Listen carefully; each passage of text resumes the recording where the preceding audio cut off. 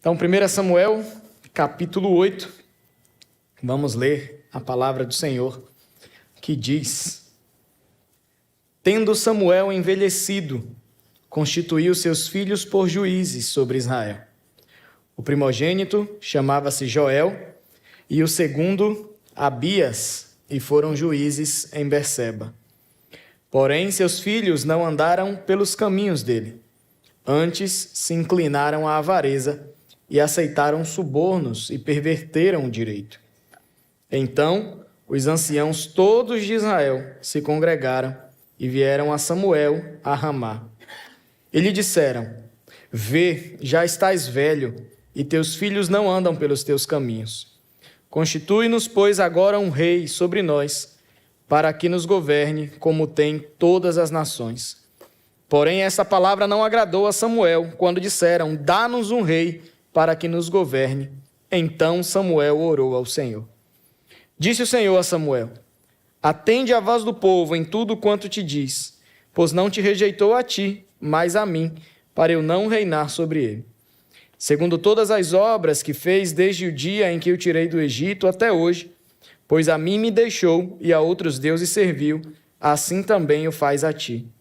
Agora, pois, atende a sua voz, porém adverte-o solenemente e explica-lhe qual será o direito do rei que houver de reinar sobre ele. Referiu Samuel todas as palavras do Senhor ao povo que lhe pediam um rei, e disse: Este será o direito do rei que houver de reinar sobre vós.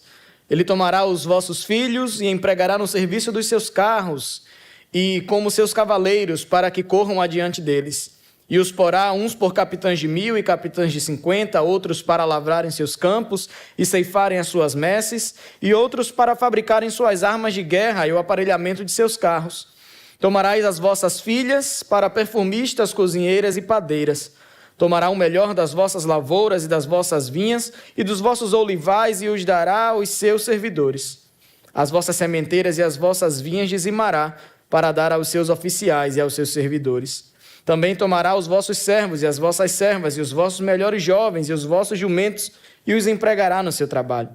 Dizimará o vosso rebanho e vós lhe sereis por servos. Então, naquele dia, clamareis por causa do vosso rei que houverdes escolhido, mas o Senhor não vos ouvirá naquele dia.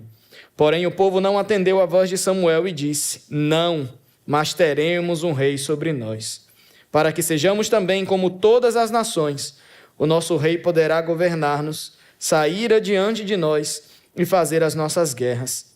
Ouvindo, pois, Samuel todas as palavras do povo, as repetiu perante o Senhor. Então o Senhor disse a Samuel: Atende à sua voz e estabelece-lhe um rei. Samuel disse aos filhos de Israel: Volte cada um para a sua cidade. Amém. Louvado seja Deus por sua palavra. Samuel, ele está num tempo em Israel, um tempo logo após o período dos juízes, e Samuel foi um dos juízes também sobre Israel. E Deus suscitou esse grande homem para estar à frente da nação, um homem temente ao Senhor. E Deus fez muitas proezas através de Samuel. Foi um período em que Israel estava bem representado.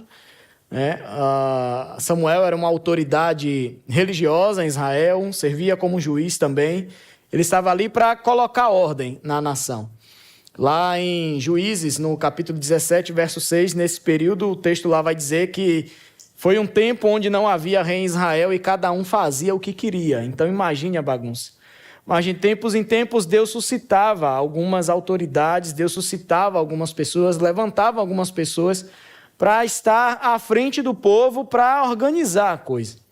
E Samuel foi um grande homem de Deus, filho de Ana, uma mulher estéril, ela orava ao Senhor quando ia no templo e pediu ao Senhor que lhe desse um filho, e o Senhor lhe deu Samuel, e a promessa que ela tinha feito foi que se Deus abrisse a madre dela, ela daria o seu filho para o serviço do Senhor, e o Senhor a abençoou, e assim ela fez. E Samuel cresceu junto com o sacerdote Eli, aprendendo os ofícios de um sacerdote. Eli, ele tinha 2 filhos, mas eram filhos que não agradavam ao Senhor. E os filhos de Samuel, né, nós vimos aqui no texto que eles seguiram mais ou menos o mesmo caminho de Ofni e Finéias, que eram os filhos de Eli. Mas Samuel se manteve íntegro e era alguém que ouvia, né, a voz de Deus, e ele era um servo temente e obediente ao Senhor. E o ministério de Samuel foi maravilhoso, mas chegou o tempo da velhice de Samuel. E ele precisava levantar alguém que pudesse substituí-lo. E de início ele imaginou que os seus filhos o substituiriam. Os seus filhos exerciam o ofício de sacerdote na cidade de Berseba, mas eles eram corruptos. Então, como o povo sabia que os filhos de Samuel eram corruptos no serviço ao Senhor, eles tinham perdido o direito deles de sucederem Samuel. E Samuel, ele imaginou como pai, né, que iria poder nomear um dia os seus 2 filhos como seus sucessores, mas isso não aconteceu porque eram 2 jovens totalmente desqualificados para o serviço ao Senhor. Então, semelhantemente aos filhos de Eli, que também inclusive morreram por causa disso, porque não eram fiéis ao Senhor, não eram fiéis ao serviço, mas eles estavam mais interessados em encher os próprios bolsos de dinheiro, explorando o povo, do que em manter a justiça em Israel. Então, a velhice chegou para Samuel, e chegou um momento crítico no meio de Israel, quem sucederia este grande homem de Deus. E não é um papel muito fácil. Nós sabemos que não é fácil nós encontrarmos pessoas para liderar que sejam totalmente compromissadas com o Senhor. Então, hoje, né, vamos pensar na igreja, nós temos líderes, nós temos pastores que o Senhor levanta para estar à frente do povo.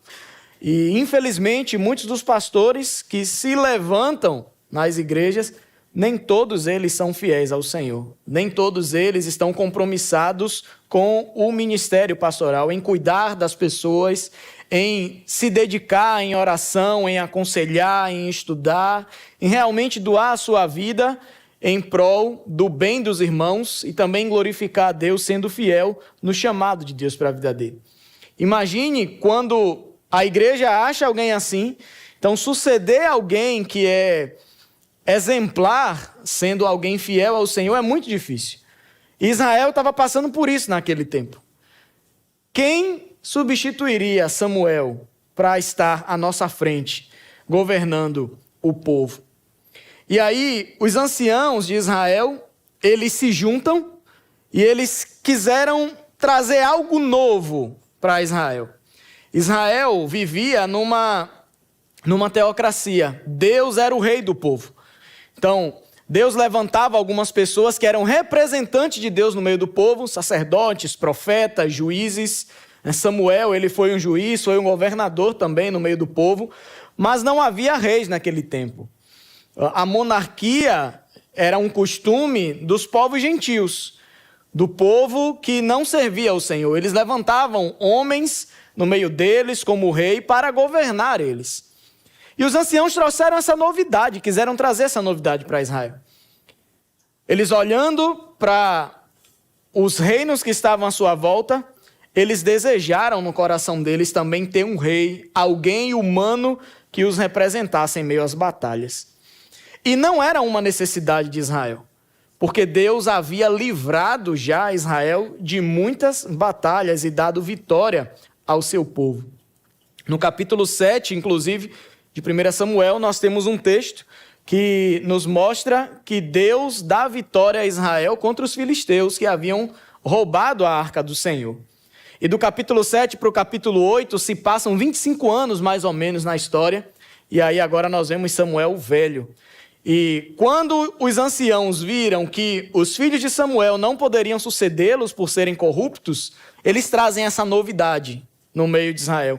E foi unânime entre eles. Eles queriam alguém humano que pudesse os governar. Então, veja que eles falam aqui no verso 5, eles dizem a Samuel: veja, já estás velho e teus filhos não andam pelos teus caminhos. Constitui-nos, pois, agora um rei sobre nós, para que nos governe, como tem todas as nações. O termo lá em hebraico é uma palavra chamada goim, que significa gentios. Então eles queriam se tornar iguais os gentios, que tinham um rei humano que os governasse. Quando Samuel se depara com aquela situação, né, o verso 6 diz: porém esta palavra não agradou a Samuel, quando disseram: dá-nos um rei para que nos governe. Então Samuel orou ao Senhor. Samuel era um homem de uma grande percepção espiritual. Ele era um homem experimentado, ele era um grande servo de Deus. E ele sabia que essa reivindicação dos anciãos por um rei não era, na verdade, uma necessidade do povo, mas era um sinal de que a espiritualidade do povo estava em decadência. Era uma decadência espiritual que estava havendo no meio do povo. E por isso que os anciãos estavam pedindo o rei humano para que os liderasse. Quando a gente pega esse exemplo e a gente traz para o meio da igreja, isso também muitas vezes acontece. Sempre que uma liderança de uma igreja entra em decadência espiritual, é quase que certo, irmãos, que essa igreja vai se tornar mais parecida com o mundo. Porque a liderança da igreja em decadência espiritual, ela vai passar não mais a depender de Deus, mas ela pode começar a aplicar alguns métodos e recursos mundanos para tentar realizar a obra de Deus. E nós vemos muito isso nos nossos dias.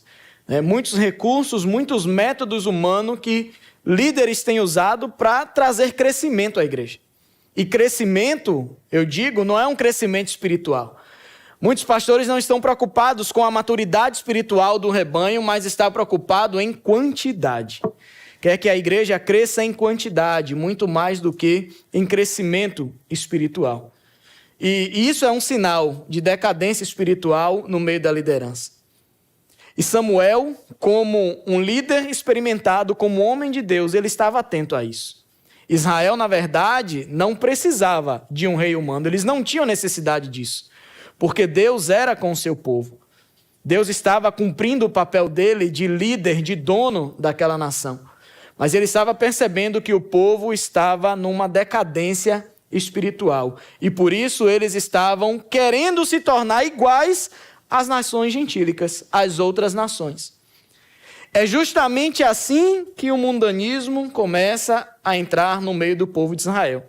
E na igreja também não é diferente. Quando há decadência espiritual no meio do povo de Deus, o mundanismo também é trazido para a igreja, junto com seus métodos, junto com seus recursos, para tentar realizar a obra de Deus.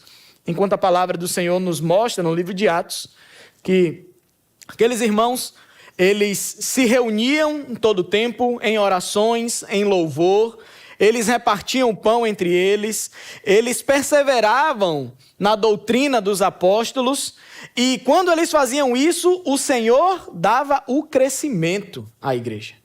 Não eram métodos, não eram recursos que os apóstolos utilizavam para que houvesse crescimento, mas era o próprio Deus que dava o crescimento.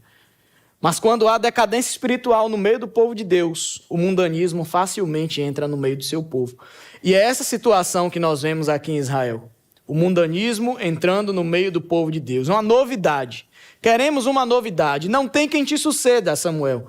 Então nós queremos que você escolha um rei para nos governar. Nós queremos ser governados por alguém humano. Como nós vemos nas outras nações, é tão bonito a gente ver um rei na frente da batalha, que governa o povo, que julga as causas do povo, que protege o povo no meio das batalhas. É isso que nós queremos. Nós queremos ser assim também, iguais os demais. E isso feriu muito o coração de Samuel. E a palavra diz no final do verso 6, que Samuel, ouvindo a petição desses homens, o que é que ele faz?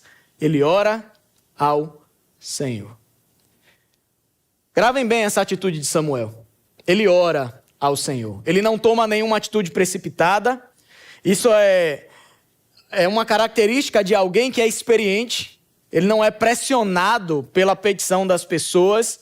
Como o baiano costuma dizer, não aperte minha mente. Então estavam ali apertando a mente de Samuel. Nós queremos um rei. E Samuel, ele não agiu precipitadamente. Samuel, como homem de Deus, ele vai orar e consultar ao Senhor, apesar daquelas palavras terem machucado muito Samuel. E o verso 7 vai nos dizer: disse o Senhor a Samuel: atende a voz do povo em tudo quanto te diz, pois não te rejeitou a ti, mas a mim, para eu não reinar sobre eles.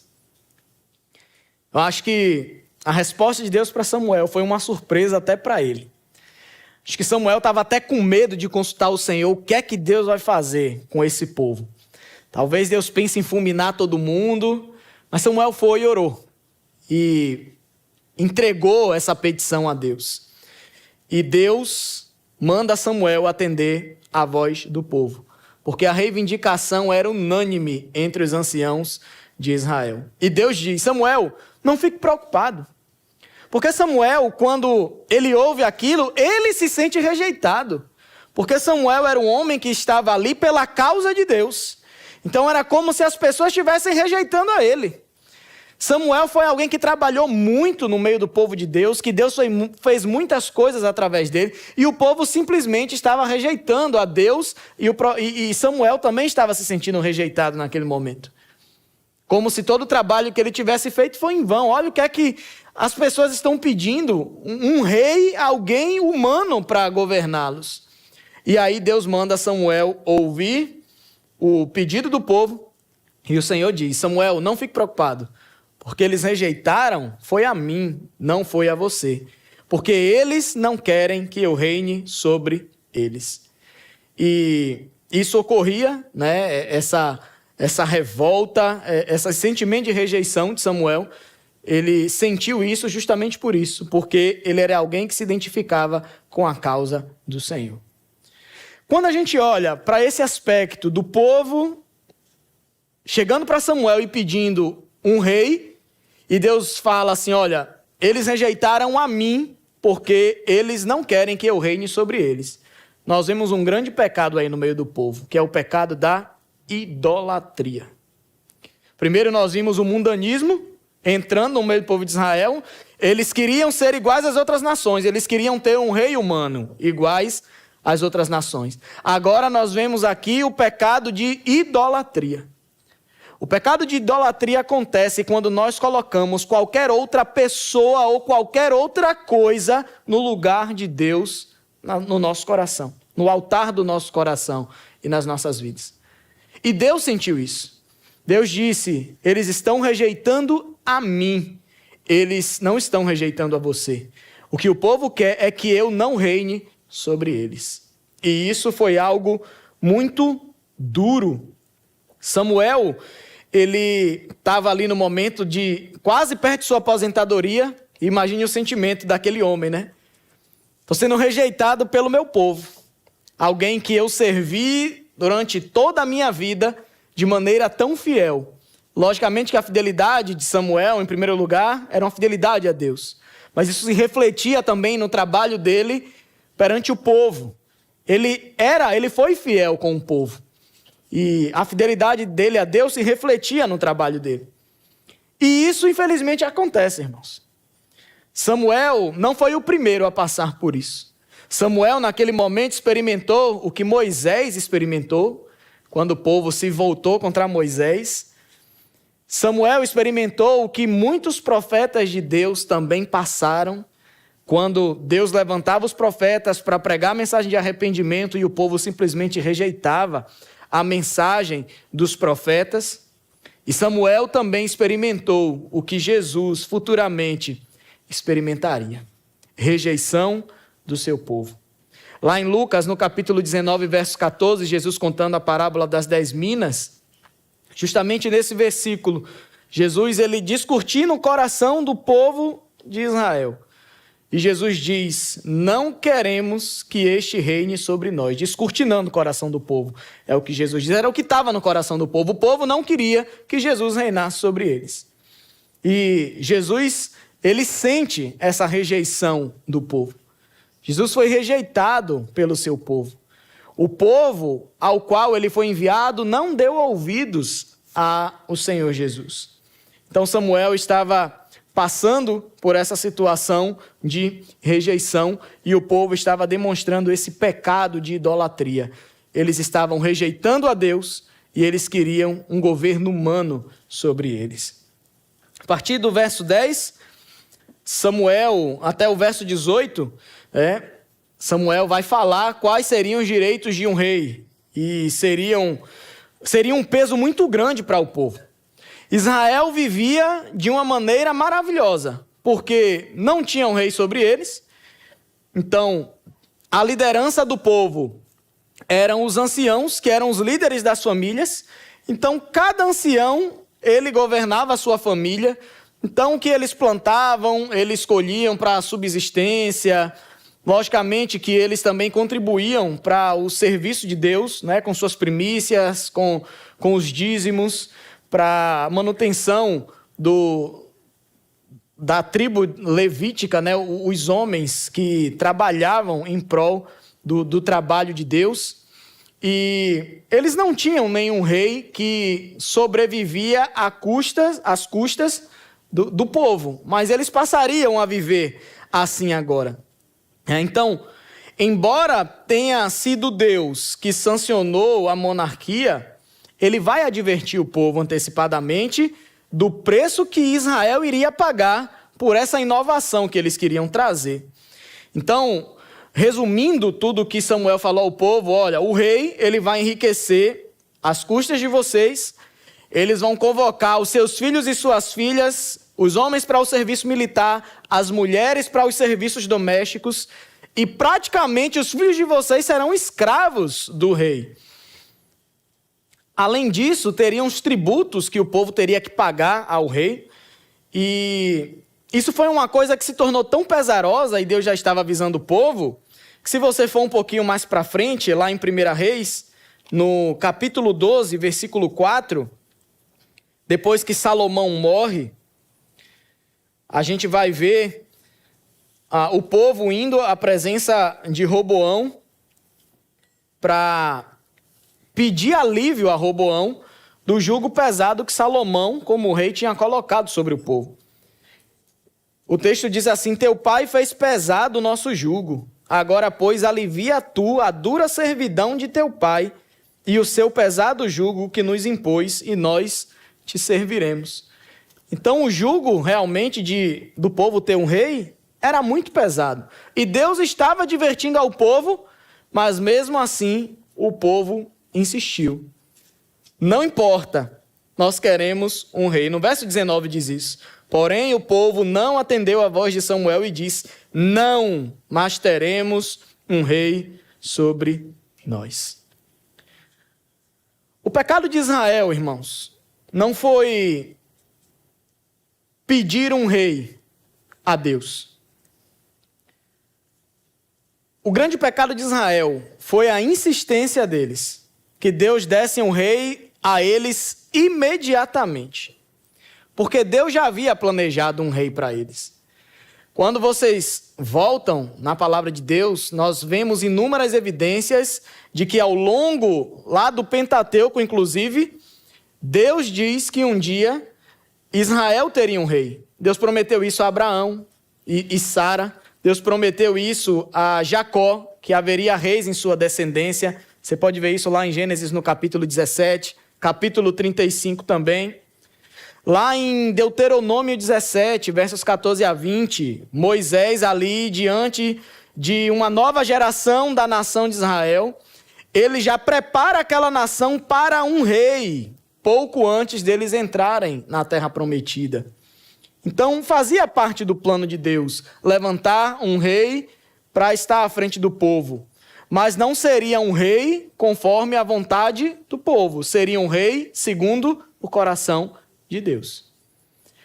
E o povo estava insistindo e na ansiedade de que Deus pudesse dar imediatamente o rei que eles queriam. E quem é que Deus dá? Saul. Deus deu Saul. Vocês querem um rei como vocês querem? Pronto. Então Deus dá Saul. Um rei segundo o coração dos homens. E o reinado de Saul, nós vemos que foi um desastre, né? Saul, um homem desobediente ao Senhor, totalmente desobediente ao Senhor, e o Senhor tira o reinado dele, e Deus vai mostrar que os planos dele para o rei era totalmente diferente daquilo que os homens pensavam, né? Quando a multidão se reuniu para Samuel apresentar o rei, Saul estava escondido no meio das bagagens, e aí procura Saul, cadê Saul? Acham Saul no meio da bagagem, e quando Saul se levanta, era um homem de boa aparência, mais alto do que a maioria do povo, e as pessoas olharam para ele, viram aquele homem alto, de boa aparência, e o povo gritou logo, viva o rei! É isso aí mesmo que a gente queria. Alto, forte, de boa aparência, ó que maravilha, imagine esse rei na frente das nossas batalhas. As pessoas das outras nações vão olhar e dizer, poxa, Israel agora tem o rei. Mas era apenas aparência. E Deus levantaria um rei segundo o seu coração. E quem era o rei segundo o coração de Deus? Davi. E quando você vai ler a história de quando Deus manda Samuel ungir Davi rei, é muito interessante. Quando Samuel vai na casa de Jessé, manda chamar os filhos, e aí vem os filhos de Jessé, os mais velhos, de boa aparência também, e o próprio Samuel fala, poxa, eu acho que é esse aí. E aí Deus fala, não, não é esse não. Aí Samuel fala, Jessé, não é esse não. Tem outro filho? Tem outro ali. Aí vem, talvez seja esse mesmo. Aí vai, todos os filhos, não é nenhum desses. Aí Samuel, não é possível, não é. Você tem mais algum filho? Aí Jessé se lembra, tem outro. Um pequeno lá, meu filho mais novo, bem diferente, que ele fica lá tomando conta dos campos. Vou mandar chamar ele. E aí vem Davi, aquele homem franzino, pequenininho, que as pessoas nunca dariam nada por ele. E até Samuel, quando olha assim, é esse mesmo? E Deus diz, é esse o homem que eu quero ungir como rei sobre o meu povo. Porque Deus vê de maneira diferente como nós vemos. Então, essa é a importância da gente sempre buscar ao Senhor quando nós formos tomar qualquer decisão nas nossas vidas. Porque Deus, ele vê as coisas de maneira totalmente diferente. Deus suscitaria um rei no meio do seu povo, mas aquele ainda não era o momento. E o povo não soube esperar e ansiosamente eles pediram um rei ao Senhor. A partir do verso 19, nós vemos que o povo não atende a voz de Samuel e insiste que eles queriam um rei, e nada do que Samuel falasse iria mudar a opinião daqueles anciãos. Eles estavam decididos que eles queriam um rei, eles estavam obstinados a ter um grande governante humano sobre eles. E nós vemos que a grande preocupação de Samuel era sempre consultar ao Senhor para obter orientação. E Deus o orientou a ir em frente e conceder o rei. O verso 22, mais uma vez o Senhor diz a Samuel, atende a sua voz, estabelece-lhe um rei. E Samuel disse aos filhos de Israel, volte cada um para a sua cidade. Mundanismo, idolatria, rejeição do Senhor. E esses são pecados e algumas coisas que acontecem até hoje, nos nossos dias. E depois do texto exposto, eu quero trazer algumas considerações sobre o texto que a gente leu, para que a gente reflita um pouco sobre o que Israel viveu e que talvez nós estejamos vivendo também nas nossas vidas. A primeira consideração é justamente que nós precisamos ter muito cuidado com aquilo que a gente tem pedido insistentemente ao Senhor. O que é que você tem pedido a Deus? Será que aquilo que você tem colocado diante de Deus como um pedido tem sido a sua vontade? Ou você tem buscado orar segundo a vontade de Deus para a sua vida? Cuidado com aquilo que você tem pedido, porque assim como Deus fez com o povo de Israel, com a insistência, pode ser que Deus permita que o seu pedido insistente seja atendido. E você vai ver que não foi coisa boa Deus atender o seu pedido. E talvez Deus vá fazer isso para que você reconheça que você não sabe na verdade de nada e que você precisa se submeter à vontade de Deus, que é boa, perfeita e agradável. Lá no Salmo 106, verso 4, é um versículo que o salmista diz que Deus concedeu ao povo o que eles pediram, mas fez definhar-lhes a alma. Não queiram passar por isso, irmãos. Você querer ter o seu pedido insistente, a sua própria vontade satisfeita, e Deus até conceder essa realização, e a sua alma está definhando por causa daquilo que você pediu. É um alerta do Senhor para as nossas vidas, do quão importante é nós nos submetermos à vontade de Deus e aprendermos a orar segundo a vontade de Deus para as nossas vidas, não segundo as nossas próprias vontades. Uma segunda consideração que eu quero trazer para a igreja é que nós precisamos aprender a depender de Deus e consultar a Ele em todas as coisas na nossa vida. Quando nós andamos debaixo da direção de Deus, nós somos tremendamente abençoados. E o contrário também é verdadeiro. Quando nós não andamos debaixo da direção de Deus, a nossa vida se torna uma tragédia. Eu estava ontem aqui pregando para os jovens e nós estávamos falando da primeira bem-aventurança, lá em Mateus capítulo 5, no verso 3. Onde o Senhor diz: bem-aventurado os pobres de espírito, porque deles é o reino dos céus. Pobre de espírito, é isso que nós precisamos ser. Pobre de espírito não são aqueles que têm a espiritualidade pobre. Pobre de espírito não são aqueles que são pobres materialmente falando. Mas pobres de espírito são aqueles que são totalmente dependentes do Senhor. São aqueles que reconhecem quem eles são perante Deus. São pessoas que, quando estão diante do Senhor, reconhecem: eu sou miserável, pobre, cego e nu, pecador diante do Senhor, e careço da graça do Senhor sobre a minha vida. Quando o Senhor Jesus fala a palavra pobre, nós pensamos pobre é alguém que ganha pouco, que mora numa casa simples. Mas a palavra no grego usada ali para o Senhor é algo muito mais pesado. Deus estava falando de alguém miserável. E nós precisamos ser assim. É assim que o Senhor quer que a gente seja. Miseráveis de espírito, que é depender totalmente do Senhor. Os miseráveis dependem da ajuda de outras pessoas para sobreviver. E é assim que o Senhor quer que nós sejamos. Que estejamos sempre diante da sua presença, dependendo totalmente do Senhor, reconhecendo que sem Ele nós nada podemos fazer e que tudo aquilo que temos foi o Senhor que nos concedeu. É alguém que tem vida de oração. E vida de oração, meus irmãos, mostra o quão dependentes somos de Deus. Se você ora pouco, pare para pensar se você não tem se achado autossuficiente demais. Se você ora pouco, talvez é porque você pensa que você não precisa de Deus. Que já está tudo bem na sua vida, que você já conseguiu o que queria e que você não precisa de Deus para nada.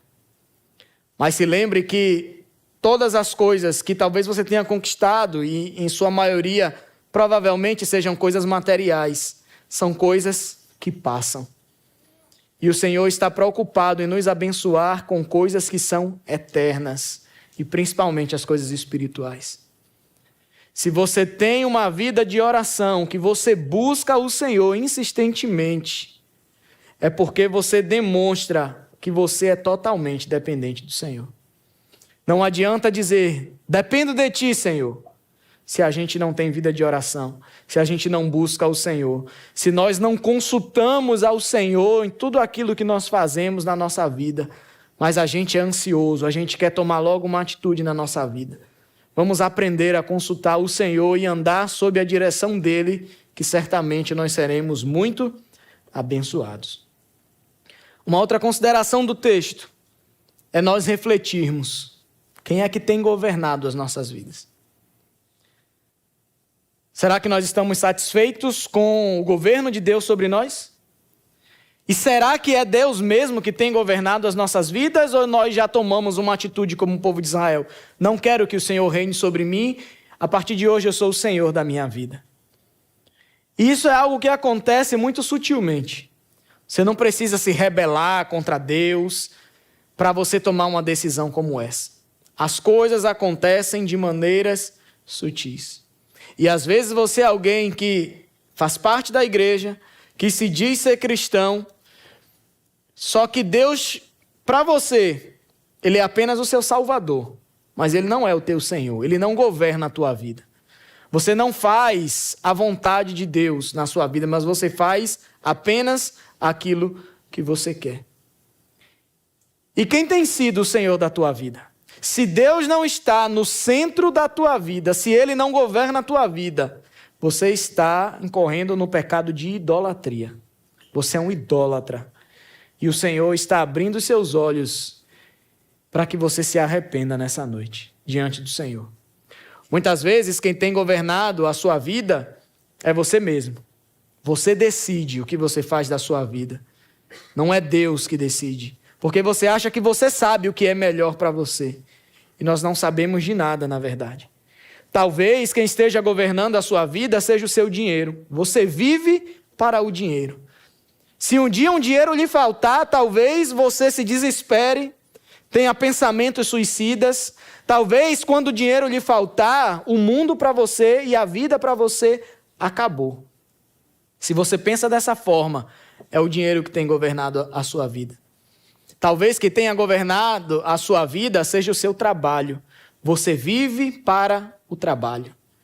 É o trabalho que lhe satisfaz, você só se sente bem trabalhando, você não tem tempo para mais nada e você está feliz com isso.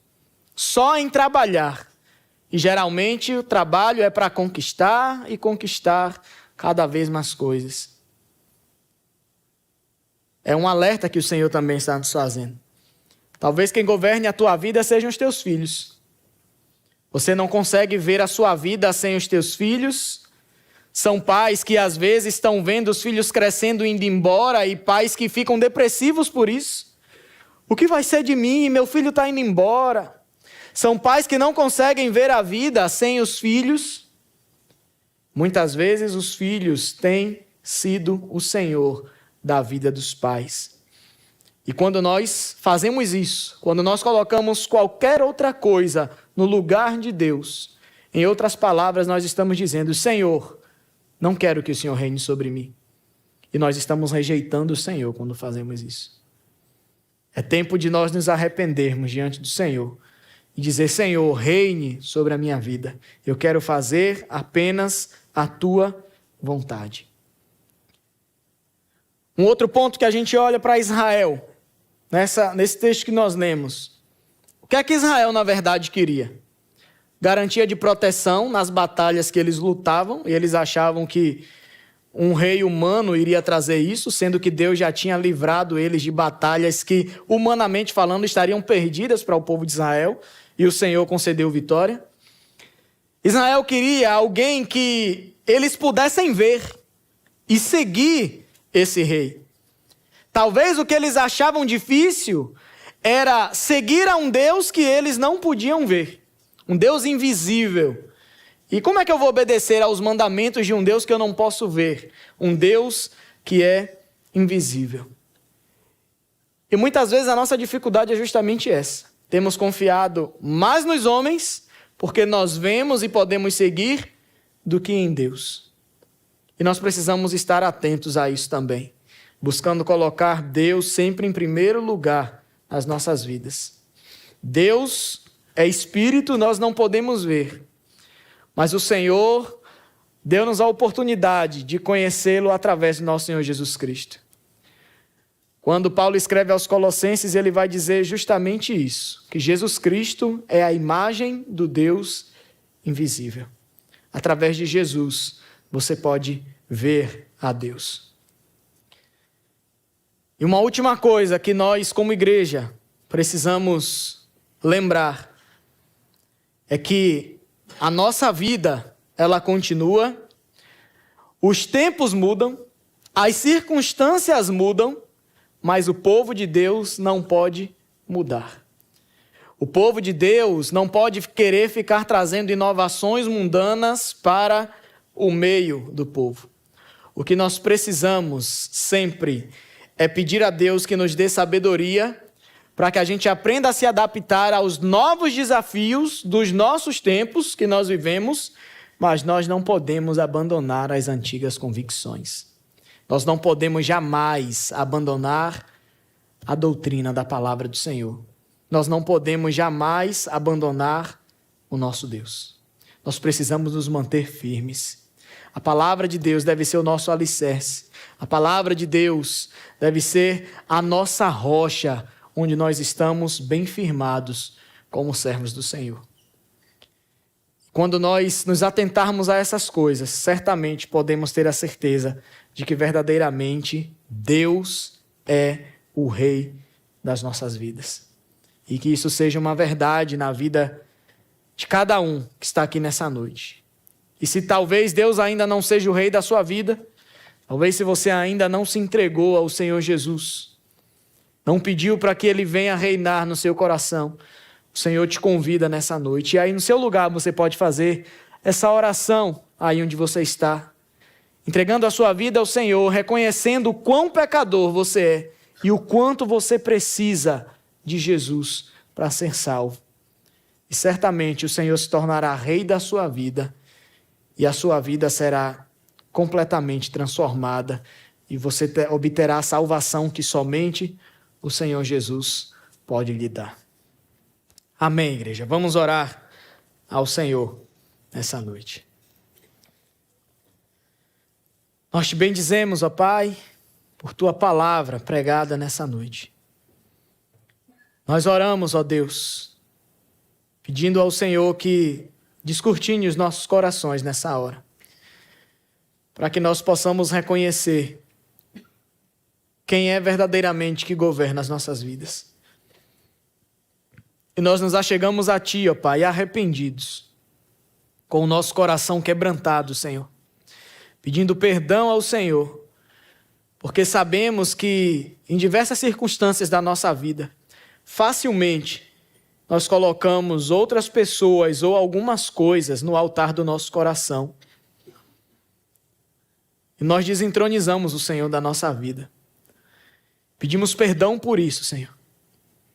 E oramos para que o Senhor nos dê fé, para que o Senhor nos dê graça, para que nós possamos, como teus filhos, continuar crendo no Senhor. Crendo que Tu és soberano, que Tu és plenamente sábio, e que o Senhor que na verdade sabe o que é o melhor para as nossas vidas. Perdoa-nos a nossa ansiedade, Senhor. Perdoa-nos o nosso imediatismo. Geralmente nós queremos a resolução dos nossos problemas para ontem. E muitas vezes essas situações fazem com que nós percamos a confiança em Ti. Faz com que muitas vezes a gente esqueça que o Senhor está no controle das nossas vidas e que todas as coisas cooperam para o nosso bem. Nós queremos ser Senhor das nossas vidas e resolver as coisas do nosso próprio jeito. E quantas vezes, ó Pai, fizemos isso, quebramos a cara e continuamos sendo assim, Senhor. Obstinados em ser Senhor de nossas vidas. Perdoa-nos, ó Deus.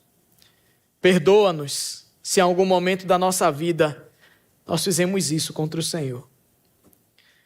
E nós declaramos, ó Pai, nessa noite, que nós desejamos que o Senhor seja para sempre o Rei das nossas vidas. Vem nos governar, Senhor.